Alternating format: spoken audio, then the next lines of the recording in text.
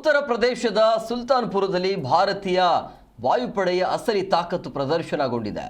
ತುರ್ತು ಸಂದರ್ಭಗಳಲ್ಲಿ ಯುದ್ಧ ವಿಮಾನಗಳ ಲ್ಯಾಂಡಿಂಗ್ ಆಗಿ ನಿರ್ಮಿಸಲಾದ ಪೂರ್ವಾಂಚಲ್ ಎಕ್ಸ್‌ಪ್ರೆಸ್ ವೇನಲ್ಲಿ ವಾಯುಪಡೆಯ ಪ್ರಮುಖ ಫೈಟರ್ ಜೆಟ್ಗಳು ಯಶಸ್ವಿಯಾಗಿ ಕೆಳಗಿಳಿದಿವೆ.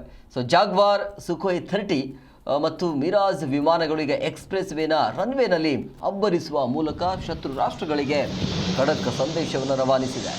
ಯುದ್ಧ ಅಥವಾ ರಾಷ್ಟ್ರೀಯ ತುರ್ತು ಪರಿಸ್ಥಿತಿಯ ಸಮಯದಲ್ಲಿ ಹೆದ್ದಾರಿಗಳನ್ನೇ ರನ್ವೇಗಳನ್ನಾಗಿ ಬಳಸಿಕೊಳ್ಳುವ ತಾಲೀಮಿನ ಭಾಗವಾಗಿ ಈ ಸಾಹಸಮಯ ಕಾರ್ಯಾಚರಣೆ ನಡೆಸಲಾಗ್ತಾ ಇದೆ. ನೋಡ್ತಾ ಇದೆ, ಹೊಸ ಮೈಲಿಗಲ್ಲು ಸಾಧಿಸಿರುವಂಥದ್ದು ಭಾರತೀಯ ಸೇನೆ. ಹೆದ್ದಾರಿ ಮೇಲೆಯೇ ಯುದ್ಧ ವಿಮಾನಗಳ ಲ್ಯಾಂಡಿಂಗ್, ಅಂದರೆ ಒಂದು ತುರ್ತು ಎಮರ್ಜೆನ್ಸಿ ಇದ್ದಾಗ ಈ ರೀತಿಯಾಗಿ ಹೆದ್ದಾರಿ ಮೇಲೇ ಲ್ಯಾಂಡ್ ಆಗಬೇಕು ಅನ್ನೋದು.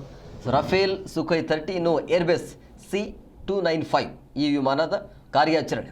3 ವಿಮಾನಗಳ ಟೇಕ್ ಆಫ್ ಮತ್ತು ಲ್ಯಾಂಡಿಂಗ್ ಸಮರಾಭ್ಯಾಸ ಇದು.